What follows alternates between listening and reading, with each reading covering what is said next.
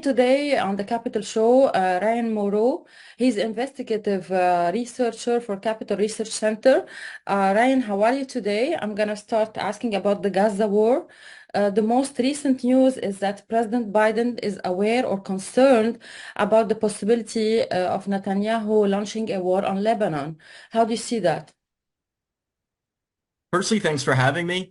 I think the chances of an Israeli Hezbollah clash, like a real war, definitely went up over the past 48 hours with the killing of a senior Hezbollah commander, which was a justified killing. It came after repeated attacks from Hezbollah. That being said, I don't think the Iranian regime and Hezbollah actually wants this to happen. I don't think Israel wants it to happen. The subtle indications in Hassan Nasrallah's public speeches, the leader of Hezbollah, have been one of the required statements of threats towards Israel, but an indication of, oh, well, we're doing enough, though. Mm. So I think it's in the best interest of all parties to pull away. I think they recognize it.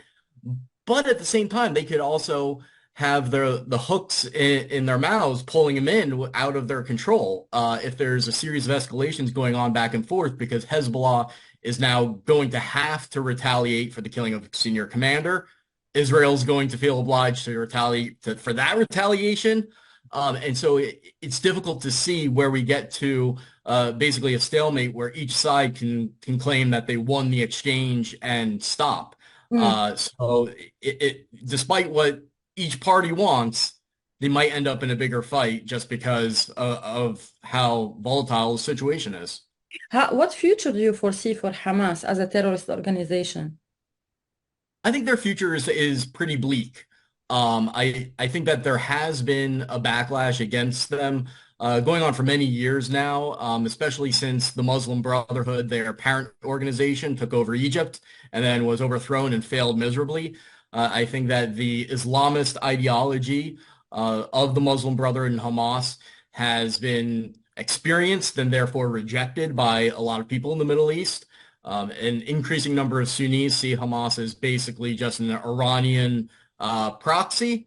And now, if Israel continues with their offensive into the Gaza Strip and really dismantle Hamas, obviously not annihilating Hamas, but dismantle it and make them seem weak, then the one thing they have going for them, which is that they could claim to be the strong fighter against the oppressive Israeli state, that could be taken away from them. Mm. If they are seen as losing, that's very damaging to their recruiting prospects, their fundraising, and overall radicalization because even jihadists prefer not to join an entity that is seen as losing. No, yeah. What do you tell? What do you say to Congress members like Ilhan Omar, Rashida Tlaib, who are supporting Hamas and they are leading a bill to stop selling weapons to Saudi Arabia and UAE, for example? I really don't know what to say to them at this point. They're so far gone that it's hard to have that common ground that you first start a conversation with. You have to identify some sort of common principles. The most you could say is, all right, well, let's have a conversation about what is best for the Palestinian people and how do we get towards a theoretical two-state solution. And there might be some agreement you can come to about the fact that Hamas cannot be part of that future in terms of leadership, nor can Palestinian Islamic Jihad or anything like that. And you might get them to begrudgingly accept the notion that the jihadist forces do have to be taken out of power. But then when it comes to how you do that, I don't see there being any agreement because they operate from the idea that Israel and the West are the colonialists. Yeah. And Hamas and these other terrorist groups are essentially misguided freedom fighters against colonialism and imperialism. Mm. And so it's going to be hard to get them to see things differently that way. So yeah, it's difficult to see, especially in light of the barbarity of Hamas's attacks on Israel, how you could change someone's mind if that failed to do it. How do you see the war in Gaza reflected on the inside of the US, like the division? Right now we have, will domestic terrorism, for example, happen inside the US as a result of this war? The threat has definitely increased because although sympathizers of Islamist terrorist organizations can strike at any moment and they believe they're justified in doing so, there is something to be said for momentum and wanting to rise to an occasion, and especially for the sake of one's own pride and wanting a place in history, to do so at a time of great conflict. Mm. Um, uh, the terrorists, when they engage, especially in suicide attacks, yes, it's for the ideology. Yes, it's because they believe that their death will gain them entry into heaven, as well as entryway for some of their loved ones.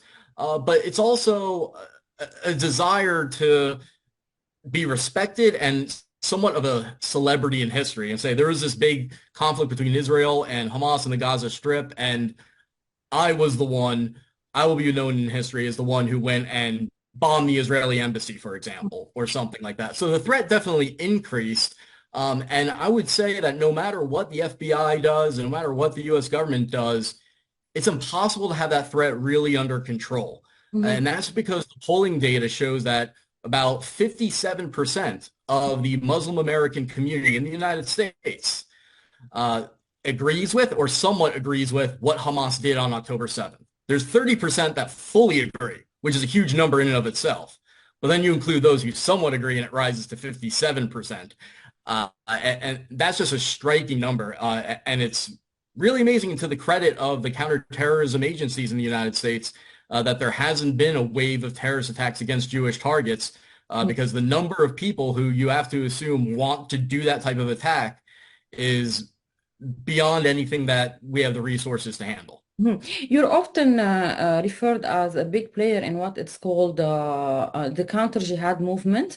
How do you see the Muslim Brotherhood are infiltrating the US? In which way? And we witnessed a few days ago the UAE has arrested the UAE Judicial Court has arrested 84 members of a new sect related to Muslim Brotherhood. They were accused by trying to create a secret movement to create chaos in the UAE. How do you see the situation? Well, internationally, I think the Muslim Brotherhood still has millions of members and sympathizers, and they're going to continue to operate in secrecy as they have since their founding. They're going to continue to be a subversive force and a terrorist force overseas. Within the United States, the risk is more about their political influence and their ability to radicalize people. In Mhm. fact, I would say that the Muslim Brotherhood and similar Islamist extremist groups like Jamaat-e-Islami out of Southeast Asia have created the majority of the Muslim American leading organizations. And that is why you see such high levels of radicalization among the Muslim American community, because their leaders, the people who are put on stage in front of them as those that they should listen to and follow, come from the Islamist brand of the Muslim world. It's not your progressive Muslim reformer. And so I think the Muslim Brotherhood still has that level of influence, but sometimes it can sound like McCarthyism, because it people think that what you mean is that the Muslim Brotherhood is directing the actions of every single sympathizer in the United States, and that's not the case. It's just Muslim Brotherhood members set up organizations. The Brotherhood had control at some point of them in their early history. Over time, these groups gained more independence, but they still are Islamist extremist in nature of the Brotherhood brand. Yeah. And that's directly tied to support for Hamas. And so to me, that's the real danger of the Muslim Brotherhood type organizations in the US. It's the political influence, the ability to radicalize, and how they affect our politics and society. And you can see the divisions within the Democratic Party, and in some quarters, the Republican Party as well, over the issue of US support for Israel being a consequence of that type of movement. Yeah. Finally, let's talk about Russia-Ukraine war. On Wednesday, there been an exchange of hundreds of prisoners under a deal sponsored by the United Arab Emirates. How do you see the situation now? And the U.S. is seeing this effort led by UAE? How do you see the relationship between the US and allies in the Middle East, very close allies such UAE? You mean U.S. like our relationship with our allies in the Middle East, or in terms Yeah, of Ukraine? relating the efforts releasing hostage between Russia and Ukraine.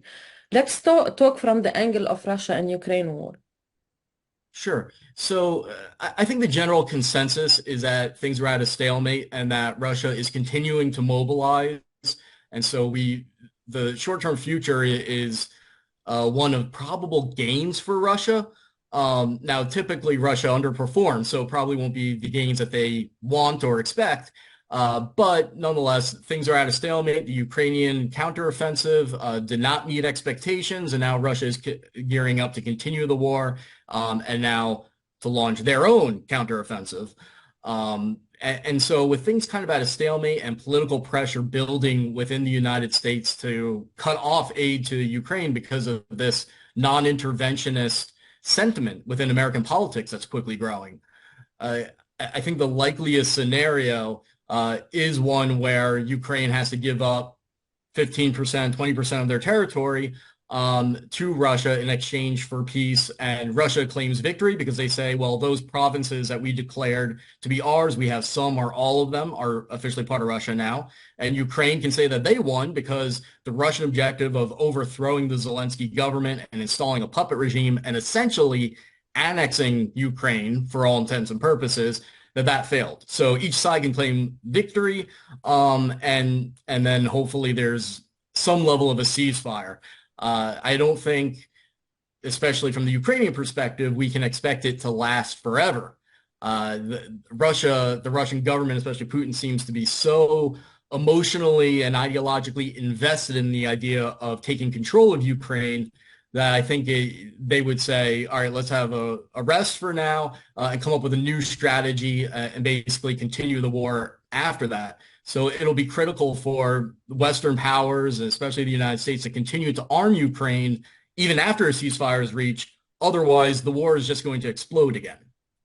Thank you so much, Rayan Mauro, investigative researcher for Capital Research Center. Thank you for your participation today. Thanks so much for having me. Hey, Maria Malouf here. Please click to like and subscribe to Maria Malouf TV YouTube page and catch our hottest interviews and most compelling analysis. You will not get it anywhere else.